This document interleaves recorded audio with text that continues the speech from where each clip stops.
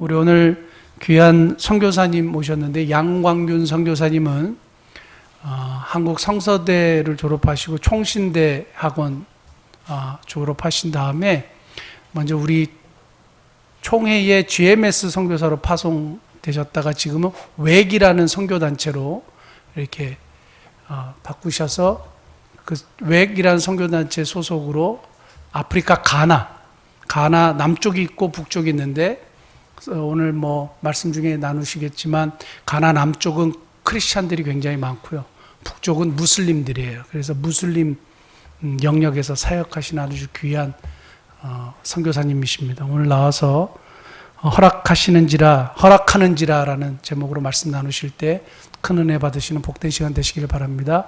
우리 나오실 때 박수로 한번 환영해 주시면 감사하겠습니다.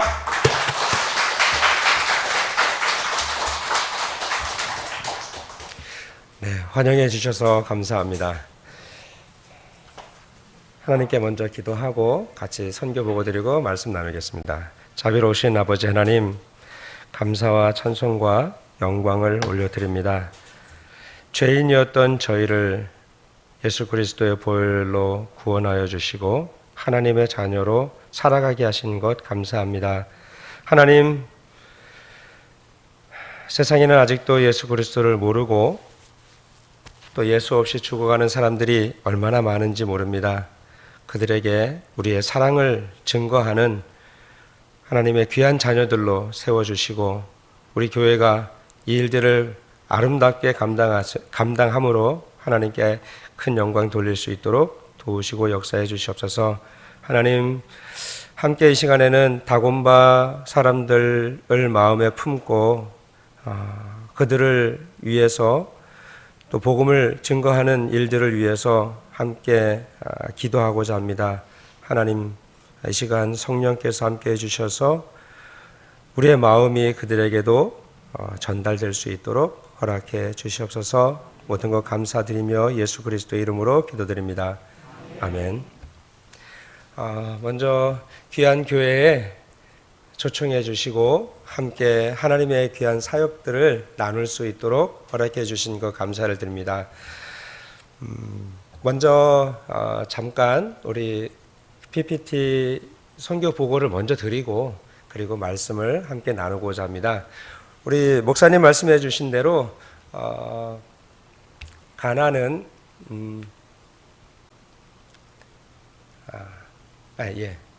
저희는 2008년도에 가나에 처음 도착을 해서 사역을 해오고 있습니다. 2008년도 갈 때는 우리 두 아들이 있는데 10살, 6살 꼬마들이었는데 지금은 대학교 3학년, 1학년 이렇게 한국에서 대학을 다니고 있습니다. 가나는 이 아프리카, 서아프리카에 있습니다. 저쪽에 보시면 왼쪽에 이렇게 살짝 들어간 이 바닷가 쪽에 위치해 있고요.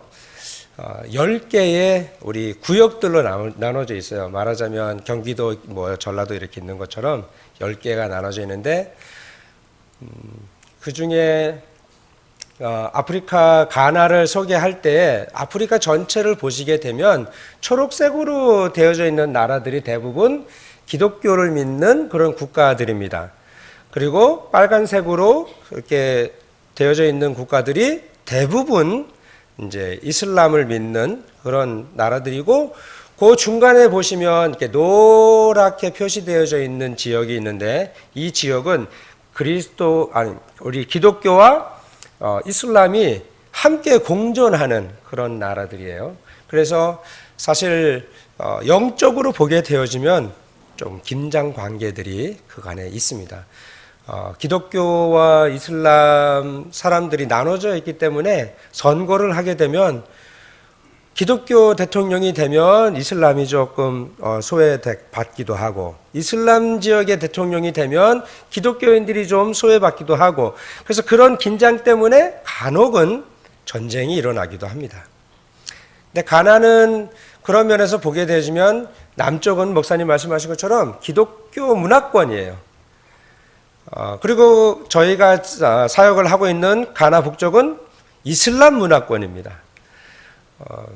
가나의 종교를 보면 북쪽은 이렇게 모스크가 있는 이슬람이고, 저 위에 사진은 600년 이상 된 모스크입니다.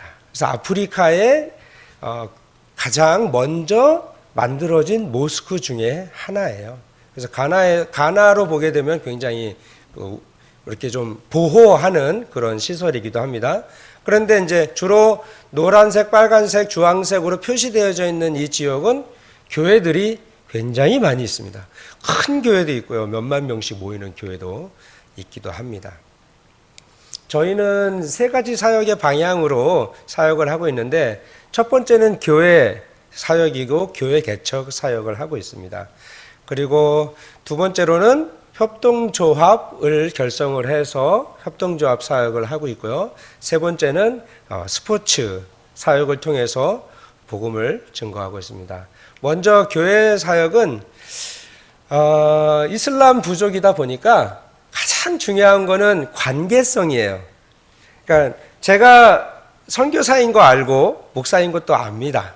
근데 제가 이제 마을에 들어가서 이제 교제를 나누려면 일단 제일 중요한 거는 추장님에게 가서 보고를 하고 신고를 해야 돼요. 그래서 저 옆에 계시는 분이 저희 군호라고 하는 마을의 추장님이세요. 근데 감사하게도 군호 마을에는 이미 교회가 세워져 있습니다. 우리 웩 선교회의 우리 선배 선교사님들이, 저희는 약 한 80년간 가나에서 선교 사역을 해왔어요. 웩 선교회가.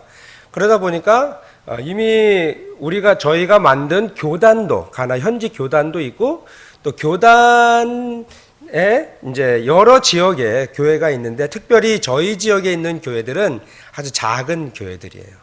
성도들이, 저희 군호교회가 그 중에 가장 큰 교회인데, 저희 군호 마을에 약 한 50개 이 가정이 살고 있는데, 그 중에 4가정이 교회를 나옵니다. 굉장히 규모가 큰 그런 저희 웩 선교회가, 물론 다른 데는 더 큰 교회도 있어요. 그러나 이제 웩 선교회는 특히 교회 없는 지역에 가서, 미존도 종족에 가서 교회를 개척을 하고 있는데, 감사하게도 저희 지역에 교회는 있지만 목회자가 없어서 제가 이제 목회를 감당을 하고 있고, 그렇게 사역을 하고 있습니다. 저희 군호 교회고요.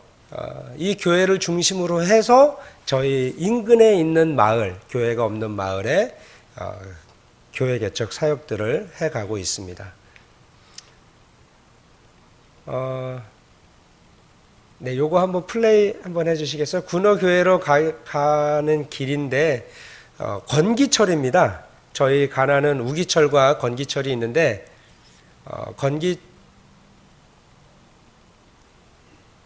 철에는 몇몇 나무들은 이렇게 그 푸르름이 있는데, 나머지는 다 이렇게 갈색으로. 그래서 약 한 7개월에서 8개월 동안 비가 안 옵니다. 여러분 상상이 되세요? 8개월간 비가 안 와요. 우리가 우기철은 4개월이에요.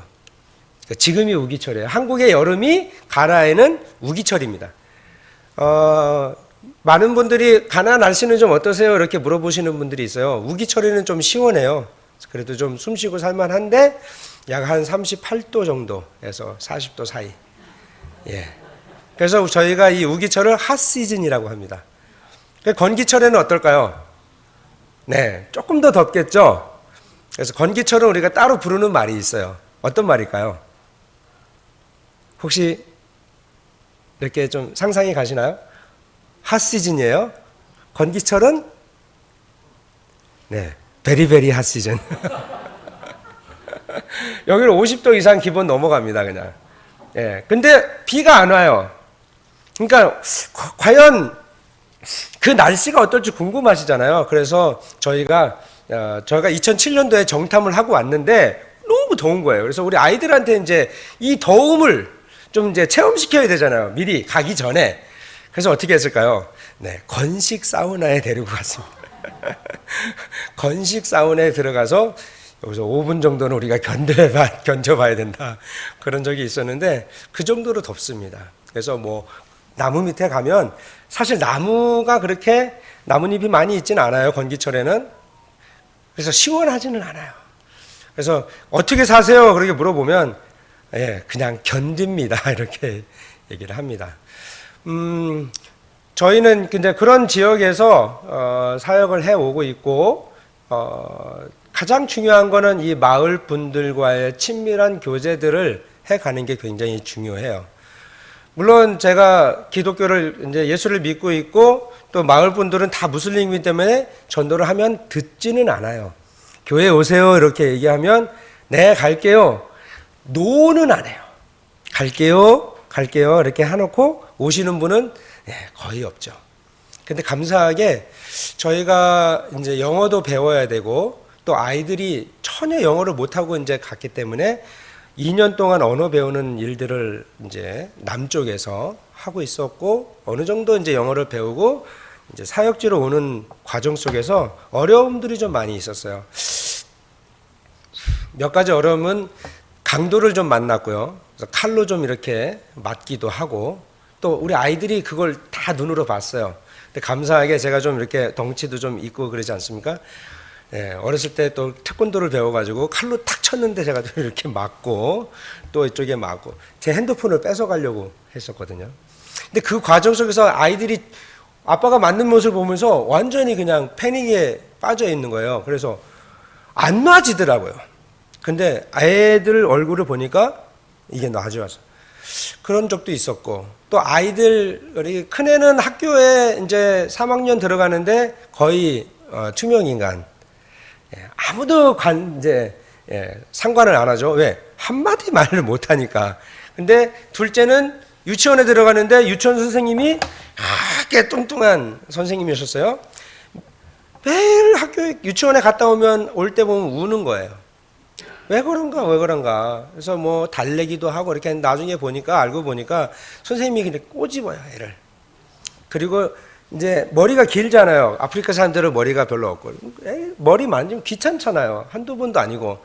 그러니까 싸우면 왜 싸우냐? 선생님이 자를 가지고 또 이렇게 딱 때리고 또 무릎 위에 때리고 그렇게 한 2달간 그렇게 또 학대 같은 거를 받아가지고 가서 교장 선생님한테 한 4번 정도 저희가 이제 이런 일이 있다 시정을 좀 해달라. 근데 시정이 안 되는 거예요. 왜냐하면 나중에 알고 봤더니 그 학교를 세운 분의 딸이야, 선생님이. 그러니까 교장 선생님도 건드릴 수가 없는 거예요.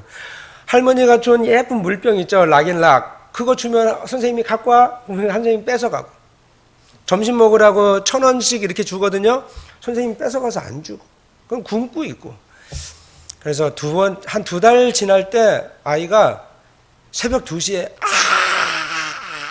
소리를 지르면서 울더라고요. 그러면서 왜 그러냐고 그랬더니 내 학교 안 간다고. 그래서 그날로 학교를 못 보냈어요. 그런 일도 있었고 또 자동차 사고가 나가지고 거의 이렇게 전복이 됐어요. 앞뒤 이렇게 가운데 이렇게 끼어가지고 고속도로에서 사고가 나는데 거의 다 죽습니다. 저희도 일주일에 한 번은 차가 뒤집어져 있는 거를 많이 봐요. 그래서 사람들이 막 이렇게 있고. 근데 감사하게 살아서 그러는 과정을 겪으면서 하나님 왜 저희가 이렇게 고난을 겪어야 되나요? 라고 생각을 많이 했어요. 그러니까 그런데 또 몇몇 선교사님들은 힘드니까 또 가세요. 다른 지역으로. 그래서 우리도 가야 되나 말아야 되나 기도를 하는데 하나님께서 조금 기다려봐라. 인내해라 라고 하는 말씀이 기도하는데 계속 주셔요. 그래서 저희도 사고 났던 차를 6개월 동안 고쳤어요. 6개월간 고쳐가지고 다 이제 마지막에 시동을 거니까 감사하게 시동이 걸리더라고요. 그래서 그거를 끌고 이제 2년 반 동안 지내고 이제 저희 사역지에 왔는데 말이 안 통하니까 그때부터 이제 우리 현지어를 배우기 시작하는 거예요. 뭐 어디 학원이 없습니다. 그냥 길거리에서 시장 통해서 이렇게 그냥 배우는 거예요. 그래서 특별히 이제 아내가 이제 현지어를 배우는데 이제 그 언어를 배우는 도우는 우리 청년이 한 명 있었어요. 그 청년이 시장에서 만나가지고 그 청년이 아내와 함께 이제 뭐 무슨 책이 없으니까 성경책을 가지고 성경책에 뭐 말하자면 복음이 증거되어져 있는 그런 말씀들, 요한복음 3장 16절 뭐 이런 말씀들을 그 청년에게 알려주고 그 청년은 그거를 자기네 말로 이제 해가면서 무한 반복, 그렇게 한 8개월을 하고 나니까 이 청년 속에서 마음이 움직이기 시작하는 거예요. 하나님의 음성이 이 청년 속에서 들리기 시작하는 거예요. 저희가 예수를 믿어라라고 얘기하지 못해요. 그렇게 하면은 쫓겨나요. 그러니까 이 청년이 나중에 이제 자기가 예수 그리스도를 믿겠다라고 얘기를 했고 또 세례까지 받았어요. 그리고 또 한 번은 저희가 이제 조그마한 지역에 저런 마을이에요. 교회에 가서 이제 목회를 2년 동안 했는데 몽꿀라라고 하는 마을의 몽꿀라 교회예요. 거기서 2년 동안 이제 목회를 하는 도중에 예배를 드리고 나오는데 어떤 아주머니가, 동네 아주머니가 아기를 들고 막 이러고 있는 거예요. 왜냐하면 아기가 너무 아파. 그래서 저희 차를 얻어 타고 읍내로 나가려고 하는 거예요. 걸어가면 뭐 1시간 이상 거리니까 차를 좀 태워달라고. 그래서 그 아주머니를 태우고 이제 쭉 가는 도중에 교회에 나오시라고. 그래서 되는 말 안 되는 말 현지어 이렇게 막 섞어가지고 이제 예수님을 복음을 전하고 내일 다음 주에 교회 나오세요. 그랬더니 이 아줌마가 뭐라고 그러셨을까요? 나오겠다고. 네. 다음 주에 나왔을까요? 안 나왔죠. 당연히 안 나왔죠. 그러고 역시나. 그러고 또 그 다음 주에 가서 예배를 드렸는데 그 다음 주에 그 아주머니가 아기와 함께 나온 거예요. 알고 보니까 병원은 아니에요. 그냥 클리닉 뭐 보건소 같은 거예요. 거기서 이제 치료를 받고 아기가 낳은 거예요. 그래가지고 그 아기뿐만 아니라 그 아기의 이제 그 형제들도 다 데리고 교회에 나왔어요. 그리고 그분이 저희가 그 교회를 2년 동안 사역을 했는데 사역하는 2년 내내 교회에 출석하셨어요. 그리고 부부의 날 이런 것도 합니다. 교회에서 행사. 그래서 남편을 초청하는 거예요. 남편이 한번 나와가지고 같이 또 예배도 드리고. 그래서 하나님께 감사했던 거는 참 이슬람 사람들, 말하자면 무슬림이에요. 어느 정도를 전도하면 그들이 예수 그리스도를 믿을까요? 여러분 혹시 상상이 되세요? 반대로 이슬람 선교사가 와가지고 여러분들에게 이슬람의 복음이라고 코란, 이게 하나님께서 모하мет에게 마지막으로 준 하나님의 계시다 그러면서 전도를 하기 시작하는 거예요. 몇 년을 전도를 여러분들에게 하면 여러분들이 이슬람을 믿으시겠습니까?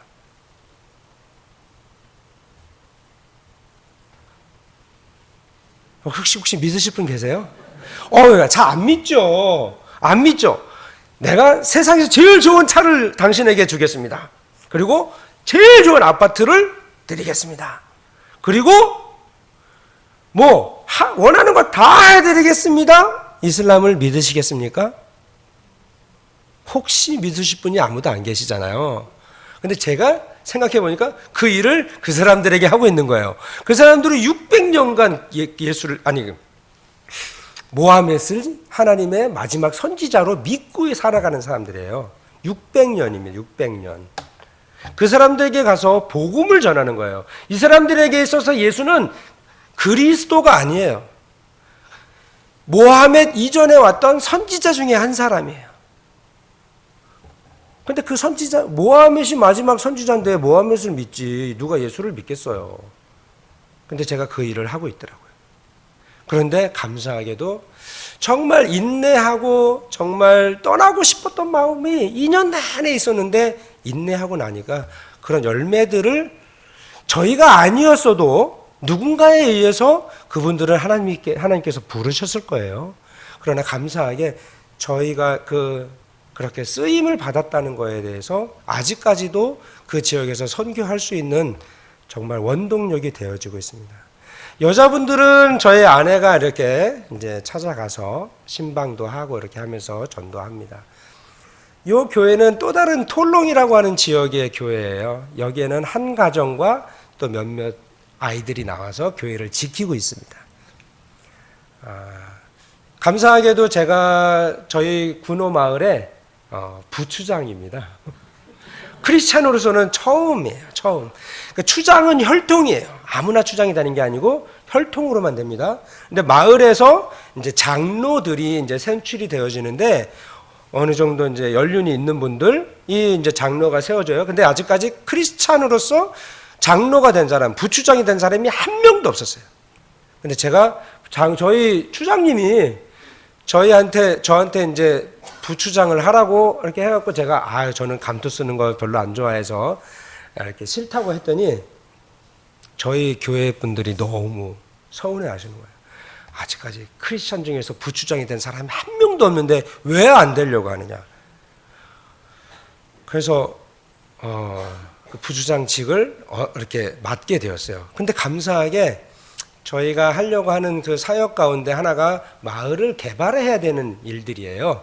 왜냐하면 그리스도인들이 가장 가난합니다. 왜 가난할까요? 하나님을 믿으면 복받고 좀 경제적으로도 넉넉하고, 예? 그쵸? 하나님을 믿잖아요, 우리가. 그죠? 그런데 그리스도인들이 제일 가난해요. 왜 그럴까요? 혹시 이렇게 추측하실 수 있을까요? 왜 제일 가난할까요? 이유가 딱 한 가지밖에 없어요. 왜냐하면 부인이 한 명밖에 없어요.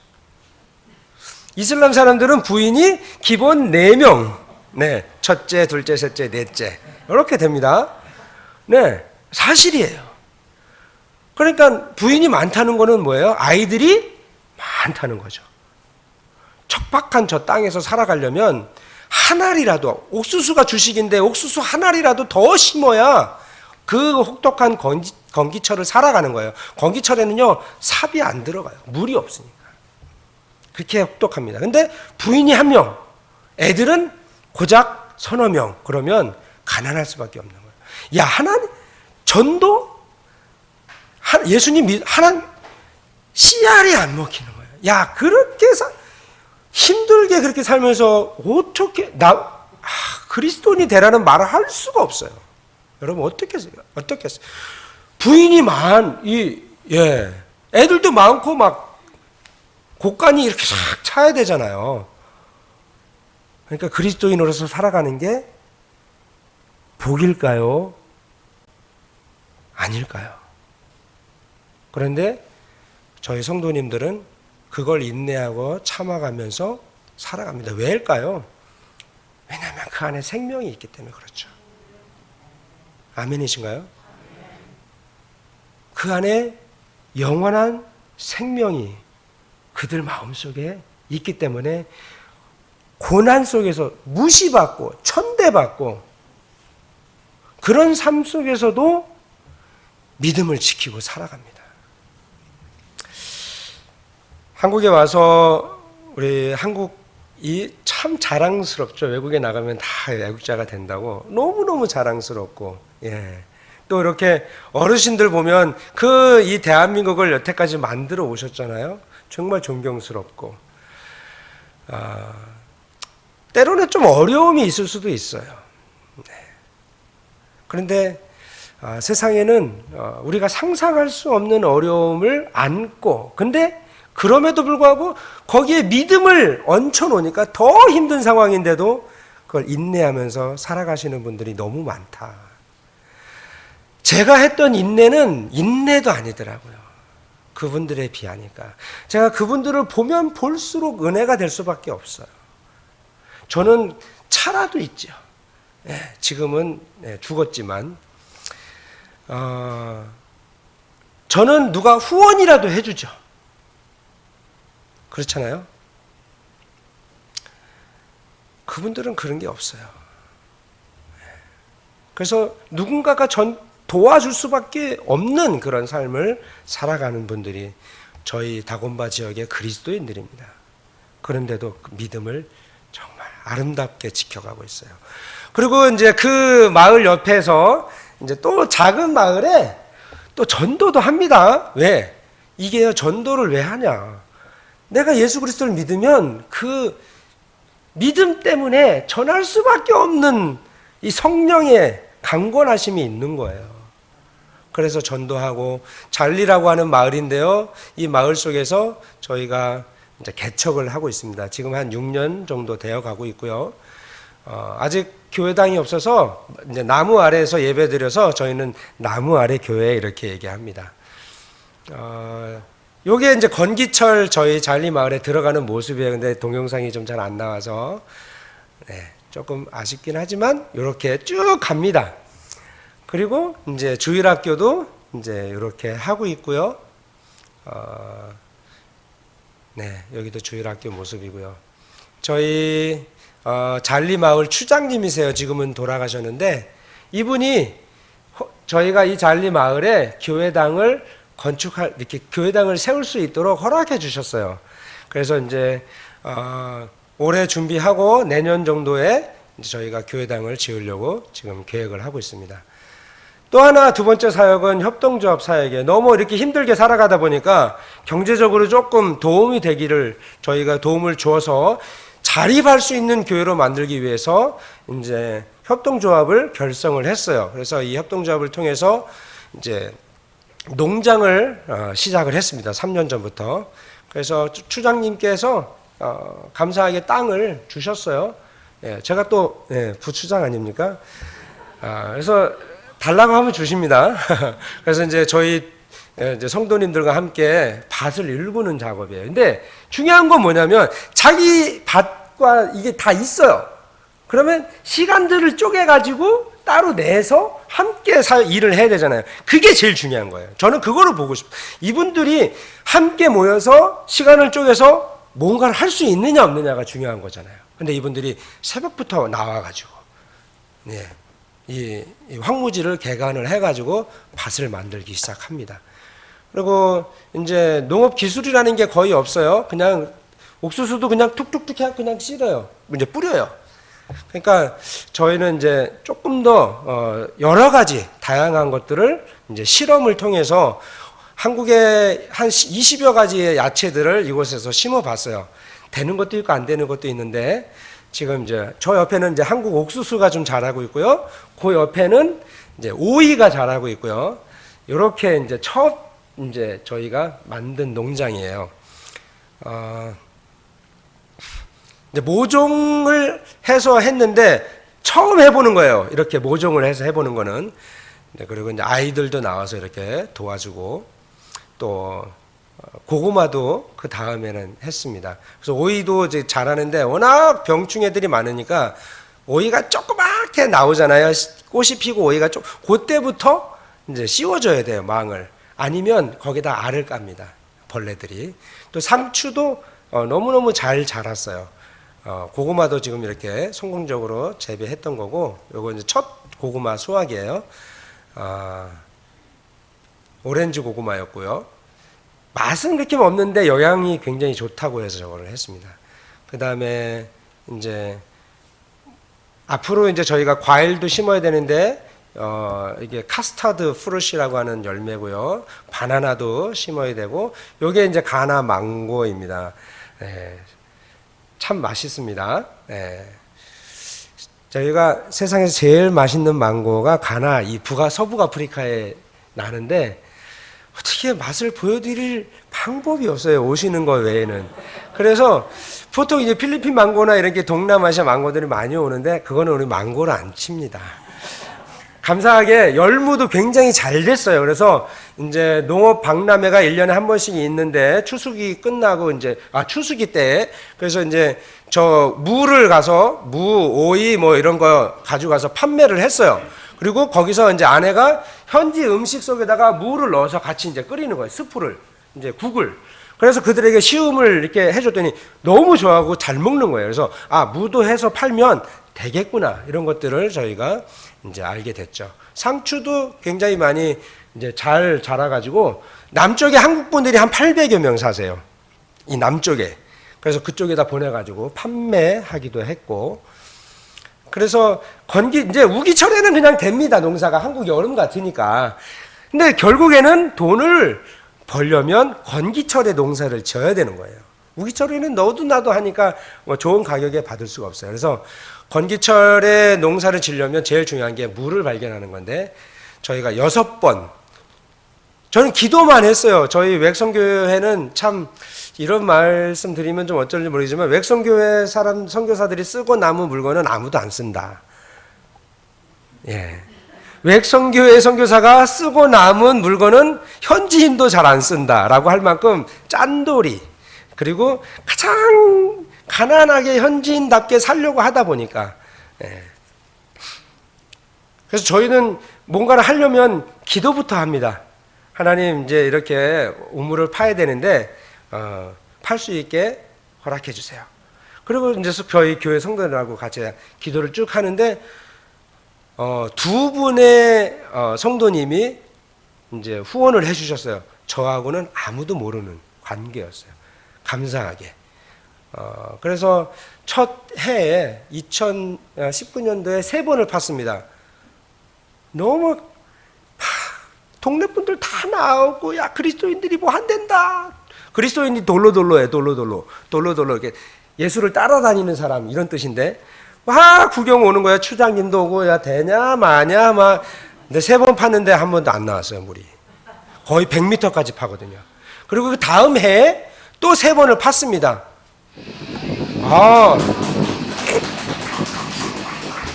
감사하게 6번째 100m 지점에서 물을 발견한 거예요. 이거 팔 때 다 이거부터 해서 전기 꽂아가지고 막 다 해서 했는데 5번 안 내다가 6번째 만에 됐어요. 그래서 하나님 감사합니다. 왜냐하면 이게 물을 발견해야 저희가 농장을 시작하거든요. 그래서 3년간 기도할 때 하나님 응답을 주셔서 하나님 이제 우리 그 협동 농장을 하게 하시는 걸로 믿고 저희가 지금 안식년 나와서 이 농장을 하기 위해서 준비하는 과정들을 가지고 있습니다. 감사하게 뭐 이렇게 농장에서 뭐 야채도 만들고 뭐 키우고 과일도 하고 또 닭도 기르고 돼지도 기를 거거든요. 그래서 돼지, 닭 여기서 나오는 이제 부산물을 야채로 하고 야채에서 나온 부산물을 이제 이렇게 해서 순환 농법이 될 수 있도록 그렇게 하는데, 그럼 어디다 팔아야 되잖아요. 팔려면 이제 가게가 필요하잖아요. 근데 감사하게 그때 마침 코이카라고 하는 한국 그 대외 협력단에서 저희 지역에서 그 협동조합 역량 강화라고 하는 사업을 했어요. 그래서 각 북쪽에 있는 마을 단위에 있는 협동조합을 이제 좀 강화시키는 거예요. 그럴 때 저희가 이제 여기에 사업에 참여해가지고 가장 중요한 사업 중에 하나가 뭐 물 파는 거를 해주고 뭐 이렇게 경운기 같은 거 사주고 이런 것들은 해요. 그런데 이거는 굉장히 단회성이고 가게를 열어야 된다. 우리 말하자면 로컬 푸드 마켓이라고 있잖아요. 농협 같은 거. 그래서 저희가 이제 프로포저를 냈죠. 그래서 이거를 하겠다. 그래서 10,000불을 지원을 받았어요. 그게 최대치가 10,000불이에요. 약 한 1,300만 원 정도. 근데 이걸로 건물을 지을 수가 없잖아요. 그래서 2개의 다른 협동조합을 저희가 초청을 해가지고 총 30,000불을 받아가지고 2019년도에 이제 건물을 짓기 시작했어요. 그리고 한 70%는 건물 짓고 한 30%는 이제 거기에 뭐 냉장고도 있어야 되고 뭐 이런 거 다 필요하잖아요. 이렇게 딱 하려고 하는데 코로나 사태가 딱 터지면서 물가가 26% 쫙 올라가는 거예요. 그래서 30,000불 가지고 건물을 다 완성을 못했어요. 93, 4%까지. 그래도 또 여러분들이 도와주셔가지고 건물은 완성을 했고, 그렇게 해서 지금 이렇게 완성되어져 가는 건물을 만들었습니다. 그리고 이제 감사하게 저희가 이제 이 일들을 하다 보니까 조금 이제 관심을 대서 공부도 하기 시작했고, 또 지역에 있는 이런 사람들, 이런 협동조합 리더들에게 교육도 시킬 수 있었고요. 그렇게 해서 지금 협동조합 농장 사역을 지금 두 가지 사역을 메인 사역으로 앞으로 10년간 저희가 지금 하려고 합니다. 10년 동안 이분들에게 농장 사역을 가리키고 신농법을 좀 전수해드리고 그들이 거기에서 스스로 그 농장을 만들어가고 그 만든 것들을 옆에 있는 마을들에게 뭐라 그러죠? 이렇게 그 기술을 전수해주는 그런 일들을 앞으로 하게 됩니다. 그리고 마지막으로 세 번째는 제가 선교 오늘 말씀을 같이 나누면서 해야 되는데 시간이 많이 갔네요. 오늘 말씀 속에서 오늘 제목이 허락하시는지라라고 하는 말씀입니다. 허락하시는지라. 저는 이 본문 많이 아시잖아요. 그렇죠? 많이들 알고 있는 내용이시잖아요. 예수님이 이제 3년간의 공생애를 마치고 이제 갑니다. 어디로 가요? 어디로 가나요? 예루살렘으로 가세요. 예루살렘으로 가는 목적이 있죠. 그런데 예루살렘으로 갈 때에 스가랴 9장 9절에 보면 어린 나귀, 아무도 타지 않은 나귀, 그 나귀를 누가 탈 거냐면 메시아가 탈 거다라고 스가랴서에 예언이 되어져 있는데 현 시점으로 보면 약 400년 전입니다. 이 예언이 메시아가 올 것이라고 하는 예언이. 근데 그 당시에 그 예언이 주어졌을 때에 이스라엘 사람들은 노예였어요. 노예의 삶을 살던 생활이에요. 그런데 400년 후에 예수라고 하는 청년이 1장에 보면은 벳바게와 베단이라고 하는 마을로 지나가면서 일이 시작됩니다. 근데 이 벳바게와 베단은요, 가보지는 않았습니다. 제가 공부해 보니까 굉장히 가난한 동네의 마을이에요. 가장 가난한 동네의 마을. 그 동네로 제자들 2명을 보내시면서 야, 마을로 가면 아직 한 번도 타지 않은 나귀가 있을 건데 그 나귀 새끼를 끌고 와라. 그러면 그 나귀 주인이 즉시로 보낼 거다라고 하는 거예요. 근데 두 제자가 갔어요. 가니까 나귀가 새끼가 있는 거예요. 끌고 가려고 하니까 사람들이 물어보는 거죠. 왜 끌고 가냐고. 뭐라고 그랬어요? 제자들이 주께서 쓰시겠다 하라. 원어로 보면요, 주께서 필요하시다 하라, 이런 뜻이에요. 여러분, 가난한 동네 사람들에게 있어서 나귀는 전 재산과도 같은 느낌이죠. 저희 할아버지도 예전에 제가 어렸을 때 할아버님 집에 가면 가장 재산 1호가 뭘까요? 송아지죠. 소. 그런 느낌이에요. 소가 모든 걸 다 해줬잖아요. 나귀도 마찬가지입니다. 근데 그거를 주께서 쓰시겠다라고 할 때 나귀 주인이 어떻게 해요? 허락하는지라. 끌고 가라고. Let them go. 끌고 가라. 그렇게 한 거예요. 여러분, 왜 그랬을까요? 저는 이게 궁금했어요. 제가 안식년 나오면서 하나님 어떤 말씀을 한국 교회와 나눠야 될까요? 기도하면서 하나님 주신 말씀이 이 말씀인데 왜 그 소중한 나귀를 보냈을까요? 여러분 궁금하지 않으십니까? 전 너무나도 궁금해서 그래서 왜 보냈는지 이걸 파기 시작했어요. 그런데 스가랴서가 나오는 거예요. 400년 전의 예언. 누구에 대한 예언? 메시아에 대한 예언. 이스라엘 사람들에게 있어서 메시아라고 하는 존재는 어떤 존재입니까? 예수님이 공생애를 지나면서 어마어마한 일들을 했어요. 장님의 눈을 뜨고 안전뱅이가 일어나고 죽은 사람도 살아나고 물 위를 걸어가시면서 2만 명이 넘는 사람들에게 보리떡 몇 개죠? 5개. 물고기 2마리. 이건 기적, 어마어마한 기적들을 보여주잖아요. 이스라엘 사람들이 다 알고 있었어요. 이 정도 사람이라면 메시아가 될 뿐이다. 세례 요한이 예수님께, 세례 요한은 복중에 있으면서도 예수님의 존재를 알았던 그런 세례 요한이 오실 이가 당신이십니까? 오실 이, 즉 메시아가 하나님께서, 야훼께서 보내주실 그 메시아가 당신이십니까? 라고 물어볼 정도로 그렇게 사람들이 믿었어요.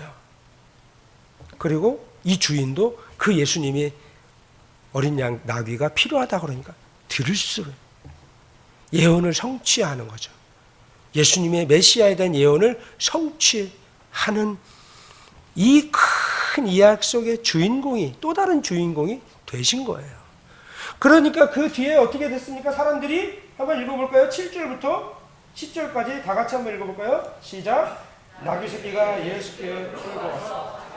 겉옷을 그 위에 얹고 놓으니 예수께서 타시니 많은 사람들이 자기들의 겉옷을, 또 다른 이들은 들에서 벤 나무가지를 길에 펴며 앞으로 가고 뒤에서 따르는 자들이 소리 지르며 호산나 찬송하리로다. 주의 이름으로 오시는 이여 찬송하리로다. 오늘 우리 조상 다윗의 나라여 가장 높은 곳에서 호산나 호산나 하다. 호산나 호산나. 여러분, 그 당시에 이 말 하면 잡혀가는 말입니다. 호시아나 호시아나 라는 말이거든요. 여러분, 호세아라는 단어인데 이 호세아가 누구죠? 호세아, 예수와 여호수아 같은 어원을 가지고 있어요. 구원자라고 하는. 근데 호산나 할 때 나는 뭐예요? 나라고 하는 뜻이 뭐예요? 지금. 그래서 호산나 호산나 이 그 말은 지금 우리를 구원해 주세요. 우리를 구원해 주세요. 누구로부터 구원해 주냐고요? 로마로부터 우리를 좀 구원해 달라고. 왜냐하면 세금을 어마어마하게 띄어갔어요. 로마가. 삭개오 여러분 아시잖아요. 다 싫어했잖아요. 50%를 띄어가고 세리들이 또 거기서 20-30% 띄어가고 그런 혹독한 삶을 살아오면서도 메시아에 대한 대망 사상이라고 그러거든요. 메시아가 오면 모든 것을 해결해 주실 거야.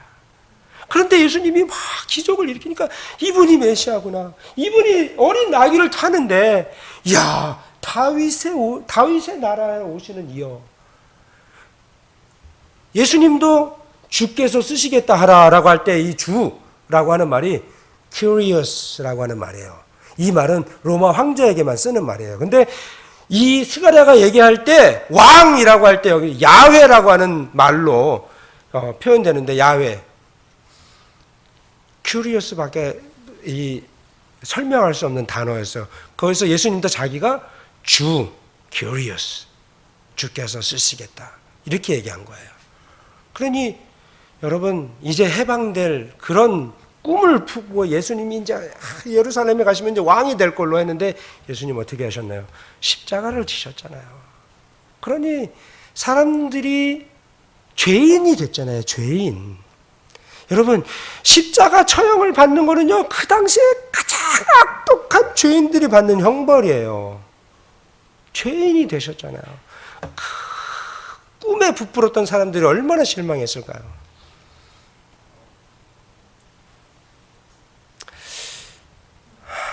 참 저희는 아무리 연구하고 공부하고 뭘 봐도 그 사람들이 겪었을 그 실망감을 표현할 수가 없겠더라고요.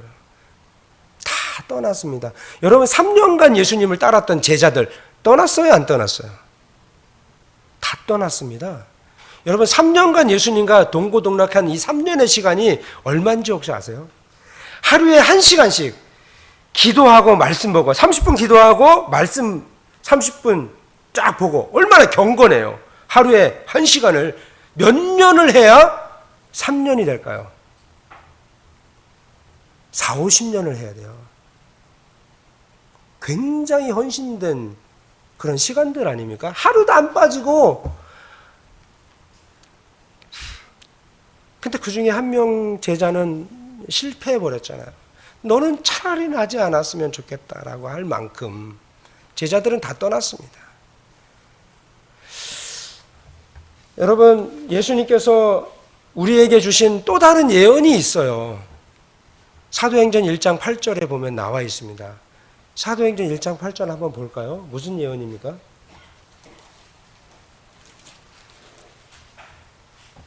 사도행전 1장 8절 한번 다 같이 읽어볼까요? 시작.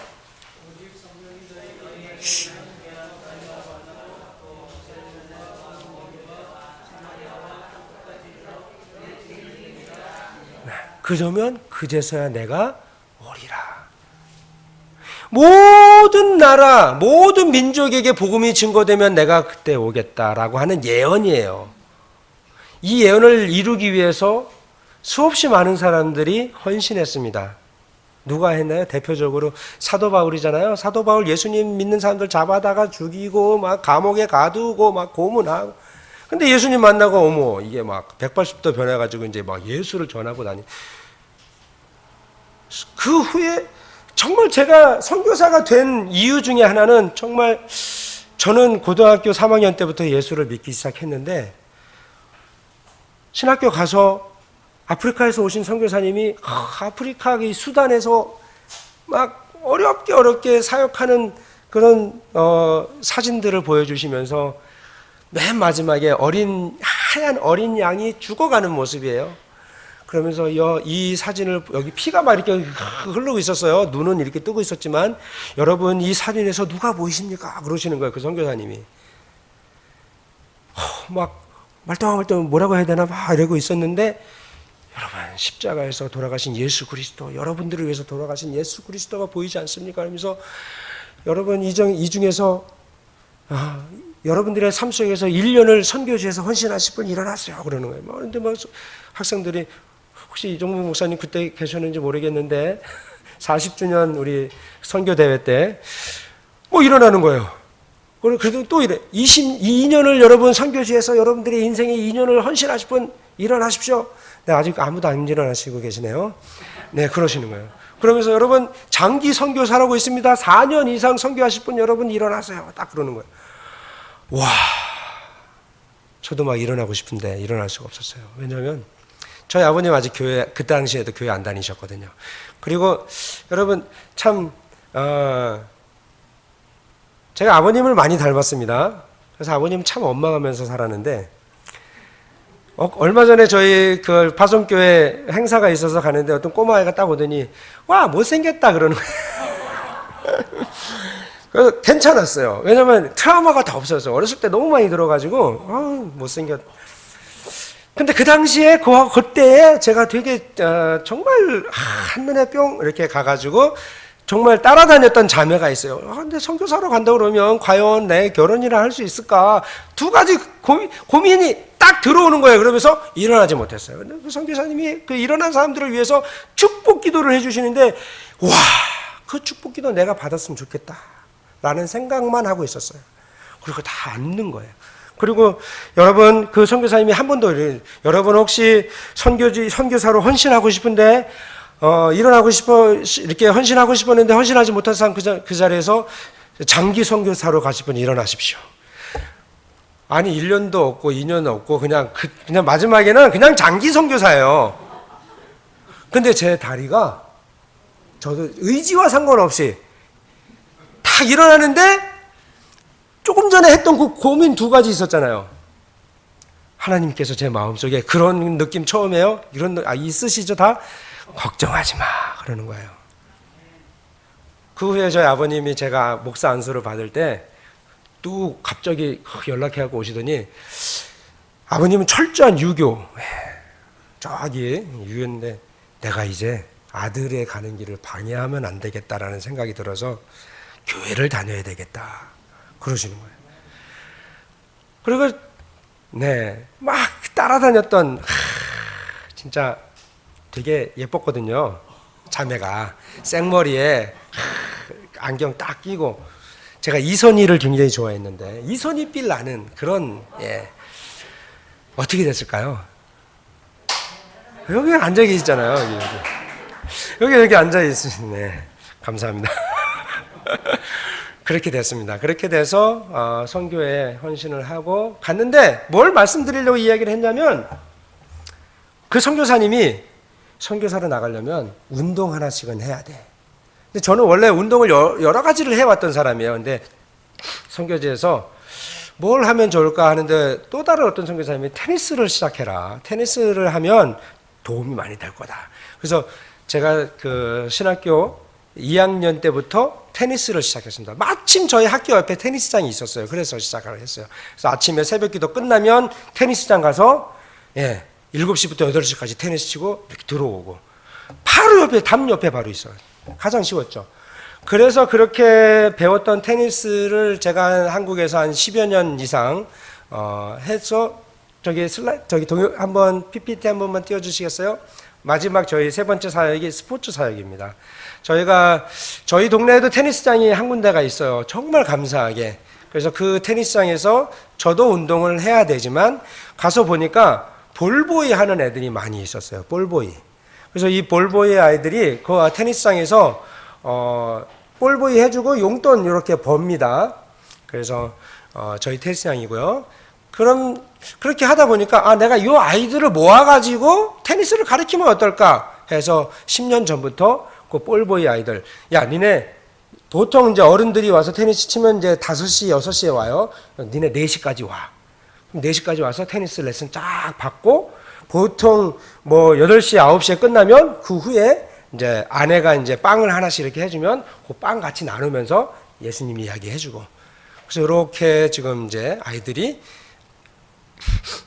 레슨을 받고 있습니다. 이 아이들이 3대예요. 2대, 3대가 있어요. 1대 아이들, 저희하고 같이 10년간 저하고 같이 했던 애들이 지금 저희 코트에 코치가 됐어요. 한 친구는 스포츠 대학 체대에 가가지고 배웠어요.